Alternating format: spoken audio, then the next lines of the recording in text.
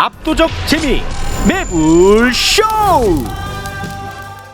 자, 오늘의 마지막 코너는요, 표심 분석을 해보는 시간입니다. 대한민국 최고의 전문가 두 분과 함께 이야기를 나눠볼까 합니다. 그런데 이분들 지금 빨리 가셔야 되거든요. 급하게 출발합니다. 표심. 자, 오랜만에 함께합니다. 정준희 교수님 박수로 맞이합니다. 네, 안녕하세요, 정준희입니다. 네, 반갑습니다. 자, 그리고 리얼미터 대표님 이택수 대표님 어서 오십시오. 네, 안녕하세요. 네, 고맙습니다. 안녕하세요. 우리 이택수 대표님. 네. 이분이 이제 참 성격도 좋고 네. 둥글둥글한 것 같이 보이시지만요. 네. 리얼미터에 신뢰를 문제 삼고 하는 그런 여론에 대해서 굉장히 스트레스가 많은가 봐요. 저한테 엄청나게 하소연을 많이. 우리 국내 최고의 영향력 매블쇼 진행자 분이시기 때문에 보내드린 거죠. 아니, 솔직히 스트레스가 많으신가 봐요. 아니, 나는 정말 이렇게 나왔는데 정말 공정하게 네. 조사하고 조사한 대로 발표하고, 그런데 나를 계속 뭐 이쪽에서 편향적이라고 공격하고 저쪽에서 무슨 구라미터라 그러고 이런 게 엄청 스트레스신가 봐. 아니 갤럽이 발표했는데 댓글은 구라미터예요.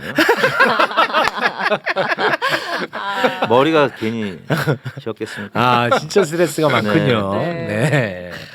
하지만 뭐 또 이렇게 생각하면 기분이 썩 나쁘진 않을 것 같습니다. 그만큼 여론조사하면은 여러 여론조사 기관이 있습니다만 네. 리얼미터가 그래도 인지도가 그만큼 높다라는 방증 아닐까요? 뭐 뿐만 아니라 학계에서 매번 평가할 때 가장 중립적인 것으로 여러 번 나왔습니다. 네, 제가 그걸 보내드렸어요. 저런 자료를 계속 보내 나한테. 저런 자료를 계속 보낸다고 나한테. 근데 나오는 이 조사 결과를 사실 좀 믿지 못할 것 같은 그런 결과들이 나오니까. 그쵸. 네. 원래 이제 여론조사를 발표하면은 좀 지는 쪽, 그리고 열세 후보가 속한 정당에서는 계속 구라미터라고 하죠. 안 믿겨지니까. 네, 뭐 그런 얘기를 하려고 모신 건 아니니까요. 네네. 네. 정준희 교수님, 네. 내일 이제 대선입니다. 아, 이거 정말 너무 궁금해. 엄청난 대선입니다. 네. 예, 우리 교수님은 어떻게 보고 계십니까? 어떤 마음가짐이고 또 어떻게 보고 계시고? 일단은 뭐 누구나 다 비슷한 마음일 텐데요. 그러니까 이번이 이제 정상으로 돌리기 위한 되게 중요한 선거라서, 그런데 이제 뭐 격차는 좀 있어 보이니까 약간은 느슨해진 마음도 없지 않은가 싶은 생각이 드는데, 한 표 한 표 엄청나게 중요한 표다라고 하는 네. 생각으로 정말 임해야 된다고 보고요. 네. 그리고 이제 좀 쓸데없이 만들어진 프레임 같은 거, 이른바 이제 압도적이다라는 말이라든가, 아, 예, 그러니까 이번에는 이 정도가 안 되면 뭔가 진 거 같은 느낌, 뭐 이런 식의 것들에 의해서 좀 휘둘리지 않았으면 좋겠다. 아, 그래요? 네, 그런 생각이 좀 있습니다.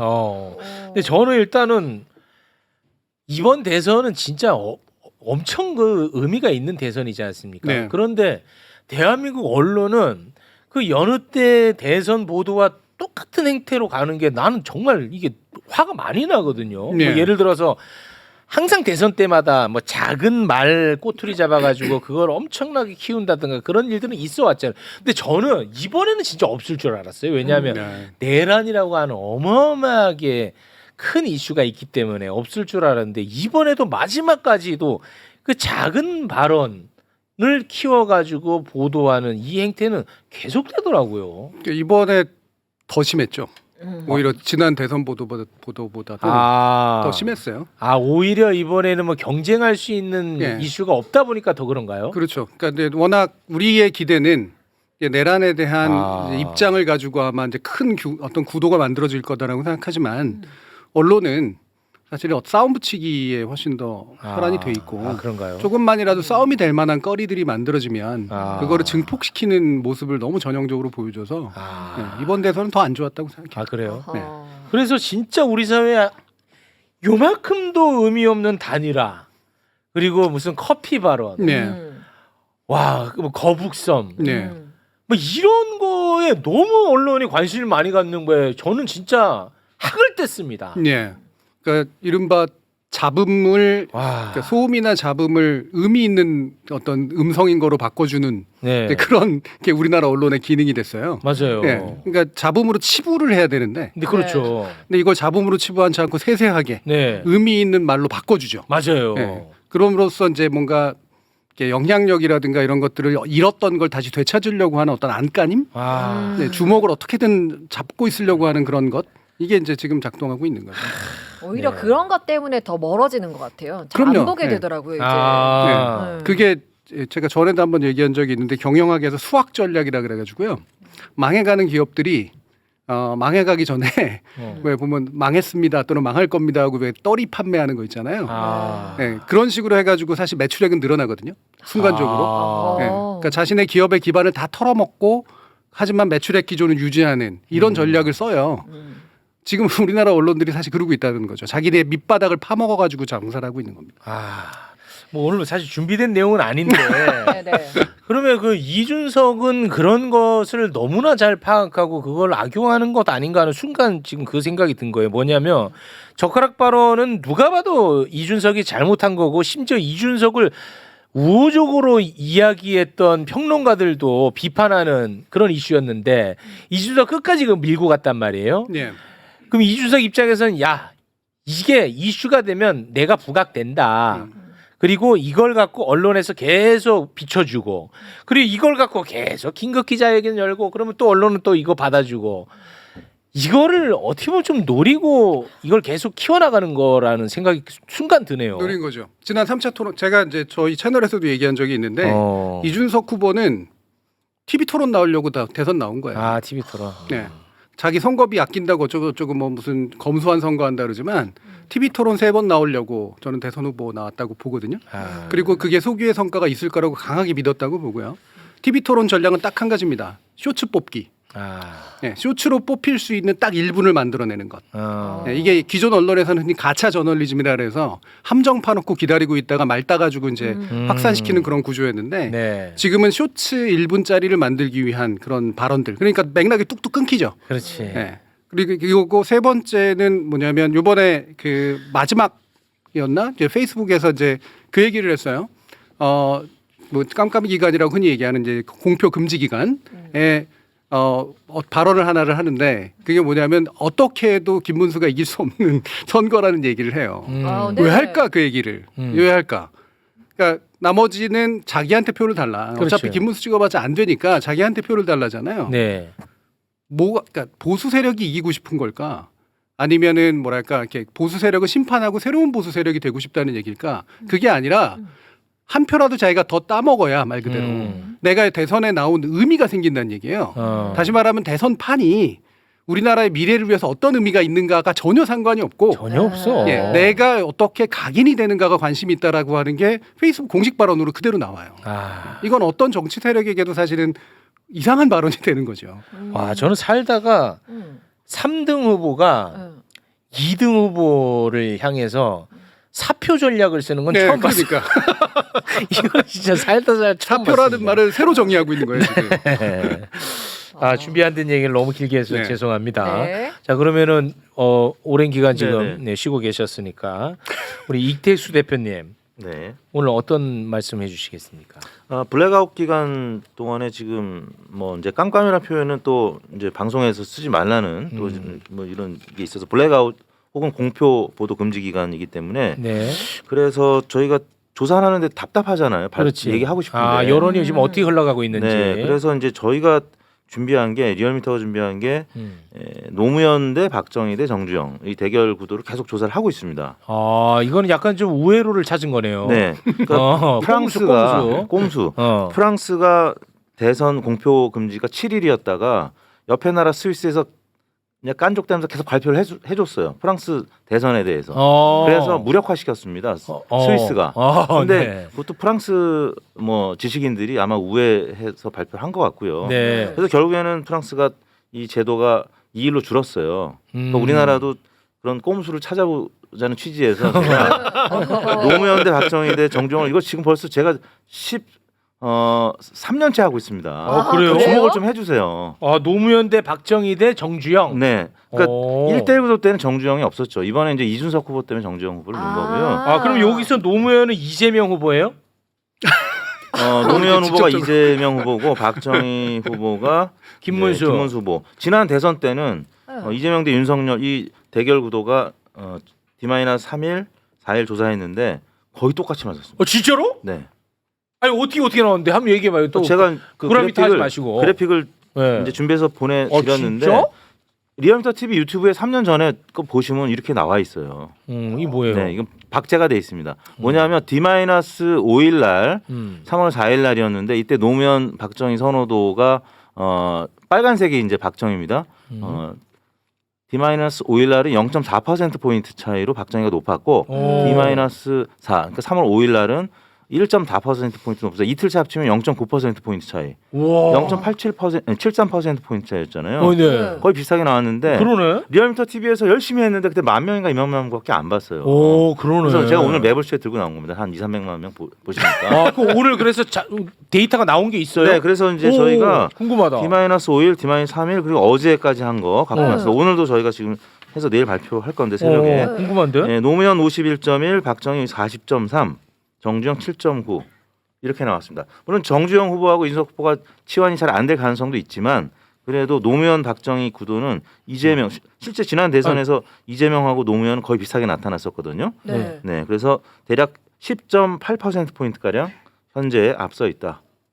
네, 이 구도를 와. 힌트를 또 드리는 거고요. 지난 2012년 1대1 구도가 치열했던 박근혜 문재인 때도 실제 거의 비슷하게 나왔습니다. 그래요? 제가 그때는 그랬어요? 모 정당 싱크탱크에서 수십 명 박사님들 계신 데서 발표를 했거든요. 네. 그때는 유튜브를 저희가 안 할 때라서 찍혀 있지는 않는데 수십 명의 증인 박사님들이 계십니다. 그때도 51대 49 정도 나왔는데 네. 그때 51.6대 48로 우와. 대선이 끝났잖아요. 진짜 와. 대단하네. 네네. 그럼 다시 한번 올려주고 이거 박제해가지고 네. 내일이면 이거 바로 이제 정답지 나오니까 네, 네. 구라미터인지 리얼미터인지 저희가 물론 저희가 내일 내일 저녁 8시에 실제 이제 저희가 실제 조사한 거 내일 8시에 발표할 수 있잖아요. 네. 출구 조사랑 똑같이 띠띠띠 하면 이제 그게 정답이고 요거는 힌트. 근데 요것도 거의 정확할 겁니다. 아니 그러니까 저희가 이제 저는 두 개 다 발표합니다. 나중에 이제 정답 나오면 맞춰보려고 하는 거예요. 네. 다시 한번 좀 띄워주세요. 한번 네. 볼게요.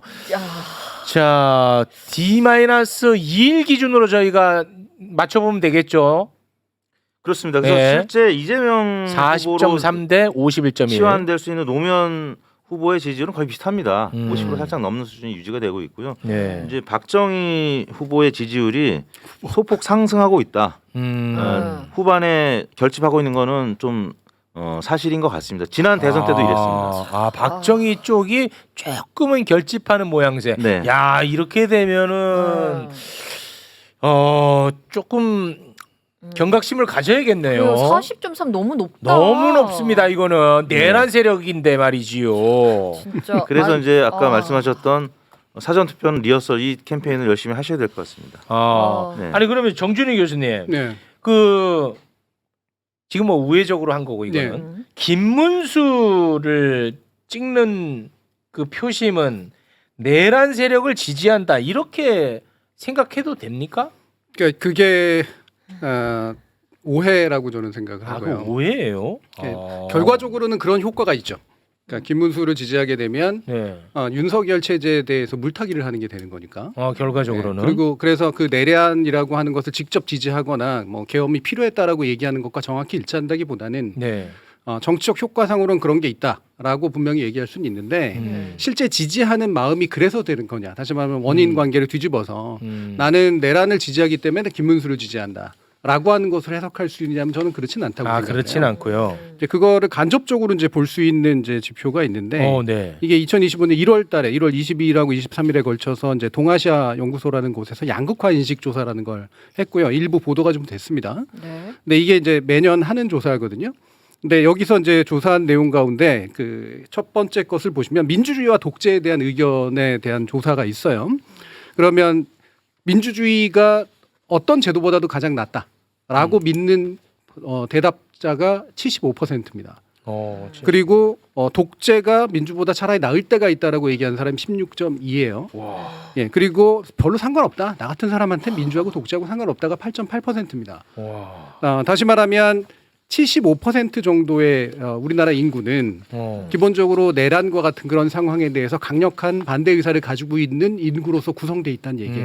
그러니까 그러니까 민주공화파가 75% 정도는 75%. 차지하고 있다는 얘기입니다. 뒤집어 말하면 한 25% 정도는 내란돼도 상관없어라고 생각하는 사람들이란 얘기예요. 이게 현실이에요, 현실. 예. 그런데 이거를 이제 그 정당 지지별로 이제 그 환원한 거를 보면요, 이게 3번 이제 그래프에서 나오는데. 민주당을 지지하시는 분들은 90% 이상이 이제 민주주의가 무조건 어떤 제도보다도 낫다라고 봐요. 90%. 대략 10% 정도가 잘 모르겠다거나 아니면 독재라도 때로는 필요할 수 있다라고 생각하는 거예요. 이것도 좀 놀라운 수치지만 네. 국힘 지지자를 보면 61%가 예. 내란이라기보다는 이제 민주주의에 대해서 어느 정도 그래도 신념을 가지고 있는 60% 정도고요. 네. 약 40%, 38.6%가 내란도 상관없다는 사람들이에요. 그리고 무당파 또 한 30% 정도 약간 넘게 그렇게 나옵니다. 다시 말하면 김문수를 지지하는 사람들 중에 이런 사람들이 있겠죠. 김문수 후보를 지지하는 사람들 중에. 재밌네. 하지만 여전히 그래도 내란은 아니지만 뭐 김문수는 내란하고 크게 상관없지 않겠어? 라고 생각하는 사람들도 일정 퍼센트 이상은 있다는 의미죠. 그러니까 국힘 지지나 김문수 지지나 뭐 그 이준석 지지가 곧바로 내란에 대한 지지라고 이제 해석하는 거는 우리 민주주의에서 별로 좋은 건 아니다. 네, 재밌네 근데. 아니 그러면은 이준석을 지지하는 표심은 뭐라고 규정 지을 수 있습니까? 이 부분은 제가 이제 직접적인 수치를 가지고 조사해서 말씀드리기 좀 어렵고요. 네. 그 일종의 이제 약간 심층 인터뷰나 이런 것들이 된 내용들이나 이런 것들을 참고해 보면 굉장히 복합적이에요. 일단 1차적으로는 무시할 수 없는 건 이른바 일베 세력이죠. 지금의 fem코 세력들. 네. 여기는 이제 극단주의 세력이고 그리고 혐오 세력입니다. 혐오 세력이 차지하고 있는 비중이 전 제일 높다라고 이제 판단을 하고요. 혐오 세력. 그다음에 또 한 가지가 이제 무당파 저간여자가 있어요. 이 사람들을 저는 이제 간판주의자라고 부르는데 능력주의자가 아니라 무당파고 잘 몰라요. 네, 간판 좋으면은 그냥 새로워 보이거나 간판 좋으면 한 번쯤 그냥 지지해주는 그런 정도의 사람들입니다. 그러니까 잘 모르는데 뭔가 새로움을 추구하는 듯한 느낌. 네. 그래서 항상 그러니까 이번에 그러면 이준석 그전 같은 경우는 그럼 안철수일까요? 그렇죠. 오케이, 제3의 지지회가 늘 이 사람들이 이제 포함이 돼요. 그다음에 또 한 가지가 약간 새로운 게 뭐가 있냐면 이준석 지지회 중에는 아까 능력주의 얘기도 좀 하셨지만 저는 이제 자유지상주의라고 이제 부르는데 자유주의하고 좀 다른 그룹들입니다. 무책임한 자유.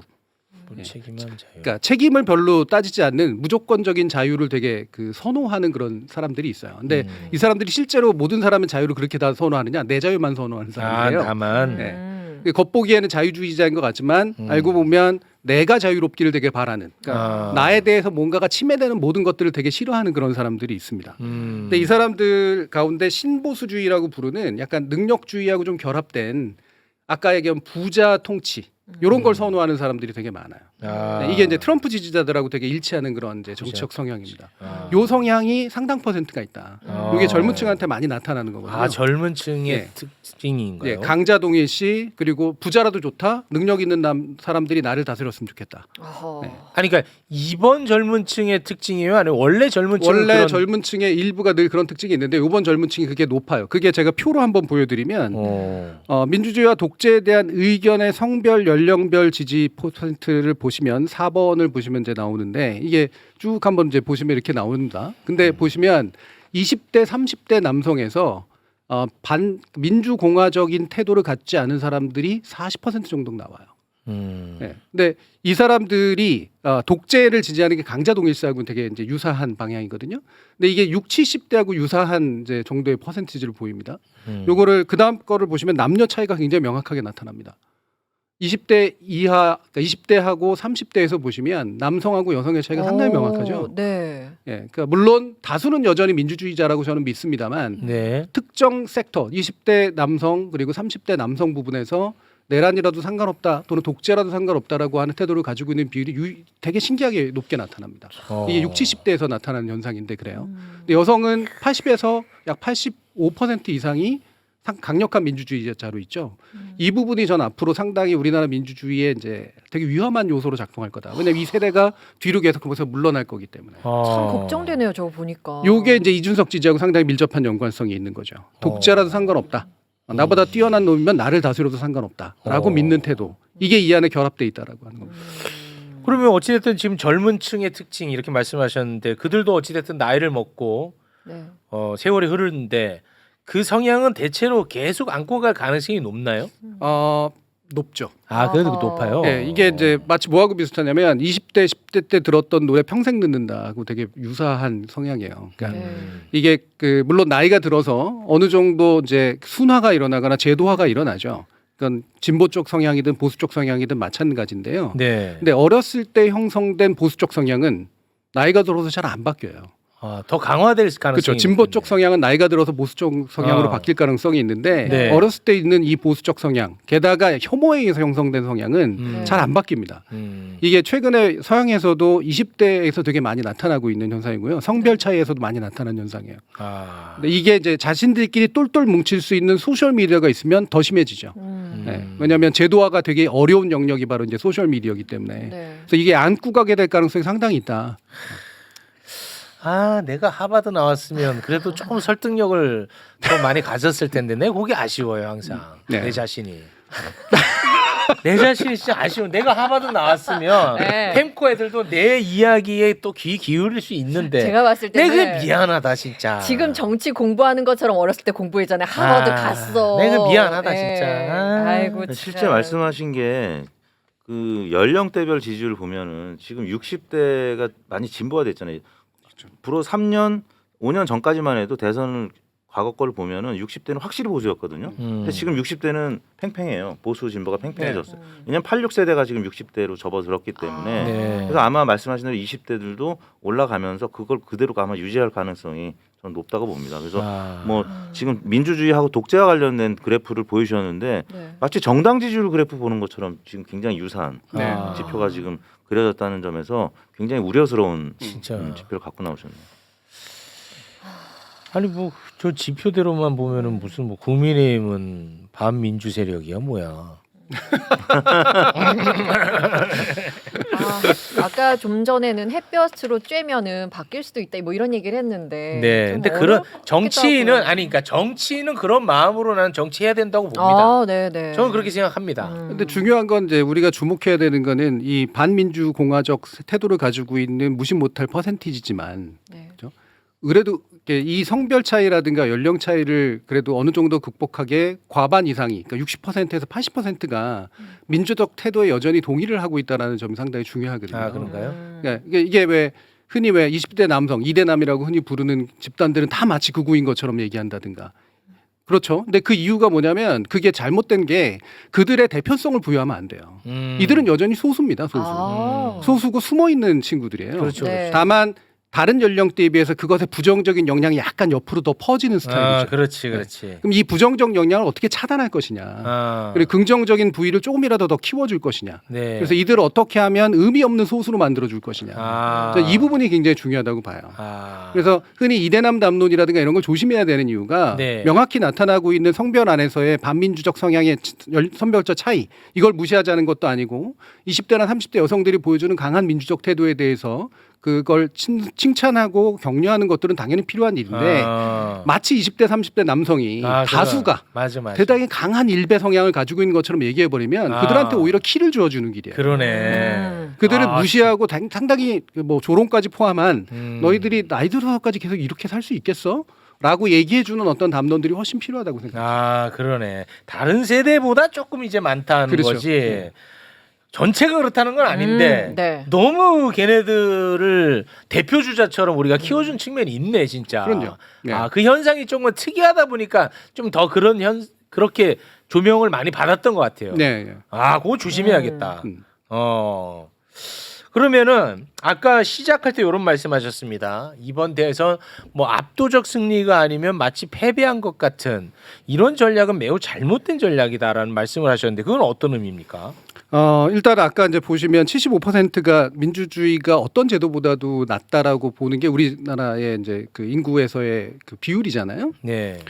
그럼 이거를 이제 단순 합산해서 단순 환원해서 그러니까 이번에 예를 들면 민주당이 집권 세력이 된다면 70% 가까운 지지가 나와야 정상 아니야? 네. 이런 심리가 있어요. 그렇죠. 그게 접니다. 네. 네. 근데 이 심리는 정치학에서는 현실적으로 불가능한 심리입니다. 아, 그래요. 네. 왜냐하면 과반만 넘어도 과반만 돼도 이거 엄청난 수치예요. 기본적으로 이건 당선이 보장된 수치 아닙니까?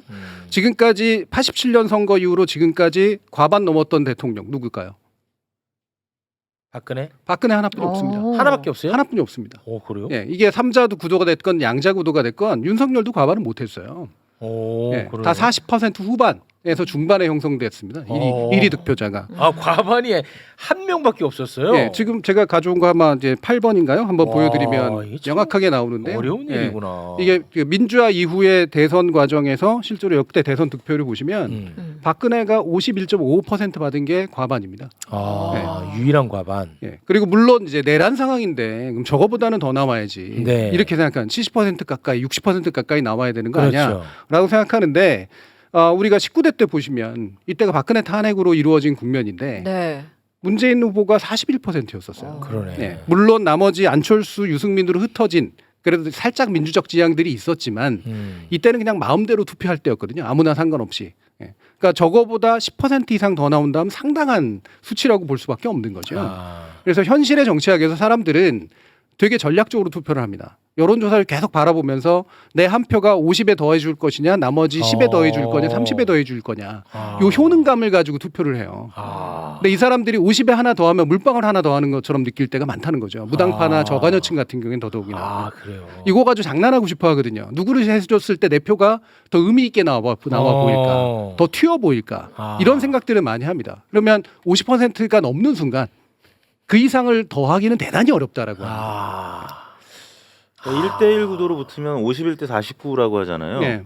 그런데 이제 탄핵 국면이니까 51이 진보일 거예요, 이번에는. 근데 이제 민노당 후보도 나왔잖아요. 네. 그러면 1% 정도는 지금 지지율을 가져가기 때문에 네. 이재명 후보가 가져갈 수 있는 최대치는 어떻게 보면 50% 정도일 수 있어요. 아. 거기서 이제 투표를 누가 더 많이 하느냐에 따라서 이재명 후보가 이제 50% 넘을 수도 있는 거고.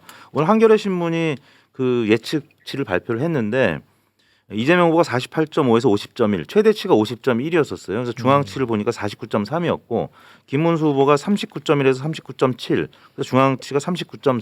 그래서 중앙치만 보면 49.3 대 39.4. 이게 이제 저희 리얼미터도 블랙아웃 전에 발표된 게 대략 49대 36 그 정도였었거든요. 그리고 여론사 꽃은 전화 면접은 격차가 18% 포인트였고 ARS는 저희랑 비슷하게 한 12% 포인트였는데 이제 많은 진보층에서 기대하기로는 당연히 이 내란 이 시대에 네네. 투표를 하는 건데 적어도 55%에서 60% 나와야 되는 거 아니냐. 네. 그래서 지지율이 49% 뭐 48% 40%대 후반에 머무르면 불암이터라고 하는 겁니다. 어떻게 김문수 후보가 30% 중반 후반 나오냐. 네. 근데 실제 지형이 그렇습니다. 지형이 그렇기 때문에 우리가 투표를 해야 50%가 간당간당 넘을 수 있는 그런 이념 지형이다. 네. 봐야 될것 같고. 아니 그러면은 그 한겨레는 네. 그 이준석은 몇 %로 예측했어요? 9.3에서 10.3 예측해서 중앙치가 9.8이었습니다. 아니 황금의 비율인데 말이지요. 제가 꿈에서나 그리던 득표율인데 말이지요. 9.8. 와 정말 꿈의 득표율입니다. 9.8%. 아까 제가 정주영 후보도 상정했을 때 뭐 9에서 8에서 7 뭐 이런 이 정도거든요. 그래서 네. 지금 예측컨대 10% 미만 나올 가능성이 조금 더 높기 때문에 대단히 리얼미터입니다. 대단히 리얼미터. 고맙습니다. 진실미터. 황금의 득표율을 9.8%. 와 9.9면 진짜 재밌겠다. 너무 재밌을 것 같은데요. 여러분 이게 인생입니다. 이게 행복입니다. 대단히 고맙습니다. 아 너무 설렌다. 리얼미터 만세. 와이 네. 황금의 득표율 9.8%. 와.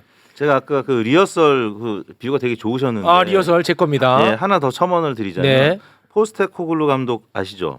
저 토트넘 감독. 토트넘 감독이요. 네, 이번에 손흥민이 막 그 우승컵 들면서 네네. 유명해졌잖아요. 이 포스테코글루 감독이 어떤 얘기를 했냐면 네. 시즌 3가 시즌 2보다 더 드라마가 훌륭하다 이런 얘기를 했어요. 이제 자기 이제 입장과 관련해서 얘기한 거긴 한데 네. 이번에 투표가 3일 치러지잖아요. 그렇습니다. 하루 이틀 끝났고 끝났죠. 마지막 날 본투표 남았는데 이 축구 좋아하시는 분들 되게 많습니다. 손흥민 좋아하는 분들. 이강인도 우승했고 네. 시즌 3가 시즌 2보다 더 좋은 드라마다라는 이 얘기를 상기를 시켜드리면서 네. 본투표 많이 임해주시기. 좀 약했습니까?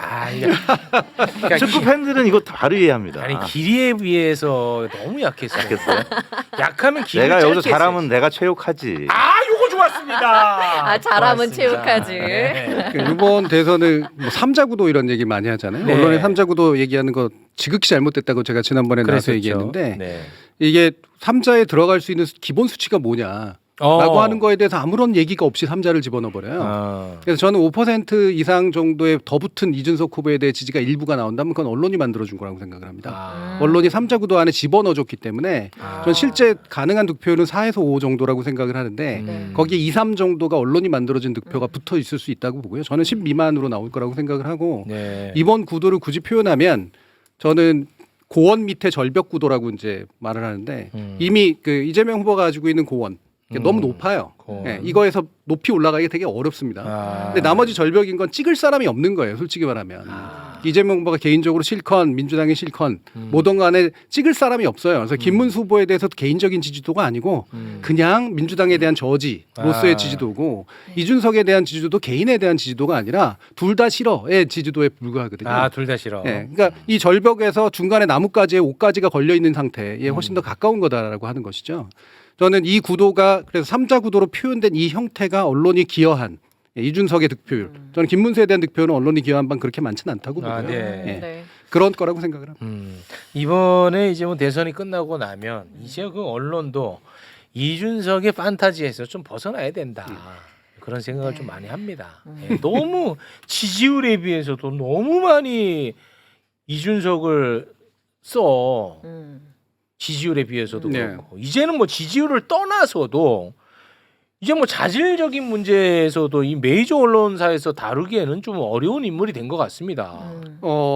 거부해야죠. 사실. 네. 예, 그러니까 이번에 대선 토론 끝나고 3차 토론 저 대선 토론 끝나고 나서 3차 토론 거기서 끝나고 발언에 삐 처리를 했잖아요. 방송사들이. 네. 네, 저는 그거는 지극히 합당한 결정이라고 봅니다. 생방송 때는 어쩔 수 없다고 쳐도 끝나고 나서는 그 발언을 삭제해버리는 그런 태도를 취하는 게 기성 언론이 해야 될 굉장히 중요한 일이고요. 그랬나요? 네.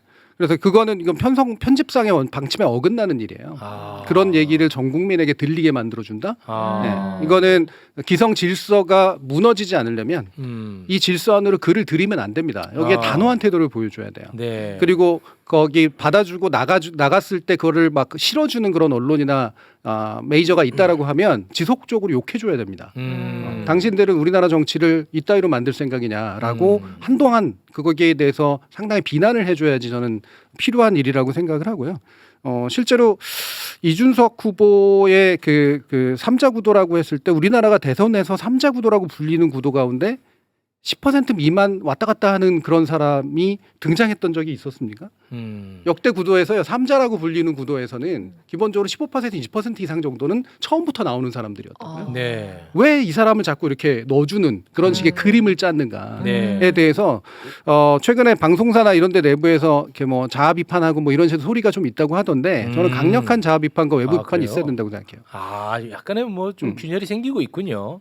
네, 알겠습니다. 실제 박찬종 후보나 안철수 후보는 이제 애초에 10% 이상 가져가서 그렇죠. 선거를 치렀던 거고 네. 이준석 후보는 사실 뭐 3에서 5%에 불과했었는데 네. 이제 말씀하신 대로 동등한 어떤 배분 방송 시간에 있어서도 그렇고 지면에서도 그렇고 그러다 보니까 지지율이 좀 오른 건데 제가 이제 봤을 때는 10% 그러니까 선거 비용 보전을 절반 받는 정도까지 올라갔을 때까지만 해도 괜찮았는데 15%를 받으려고 했던 과욕 그 과유불급이었던 것 같아요. 그래서 제가 이제 김문수 후보의 핵심 관계자 김핵관한테 들은 얘기인데 실제 이준석 후보는 이번 대선이 아니라 다음 대선을 노리고 네. 국민의힘이 정당 해산이 될 거라고 보고 네. 이재명 대통령이 됐을 경우에 네.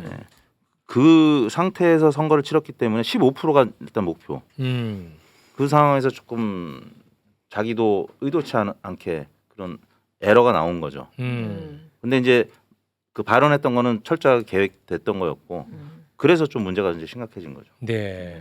뭐 다음에도 뭐 또 나온다고 이제 봐야 되는 거군요. 다음에 무조건 나올 거고요. 그 다음에 그러면 보수 내가 언론이 계속 키워주겠죠. 왜냐하면 이만큼 나올 수 있을 만한 또 보수의 정치인들이 많지 않습니다. 그러면은 뭐 나도 또 출마 선언을 해야 되나? 일단 하버드 대학부터 석사 과정 밟으세요. 알겠습니다. 네. 이번에 좀 정리가 돼야 되는데 너무 해악이 크거든요. 사실 뭐 나는 뭐 사적으로 미워하는 마음이 하나도 없어요. 나랑 사적으로 나쁠 것도 없고, 근데 공적으로 너무 해악이 크거든 지금. 네. 이번에 그냥 아예 그냥 싹이 좀 잘려 나갔으면 좋겠는데 그 부분을 좀 주목해서 저는 지켜보도록 하겠습니다. 만약에 살아난다 해도 최욱이 가만두지 않을 거잖아요. 근데 제 힘이 너무 미약해요. 예. 아니에요.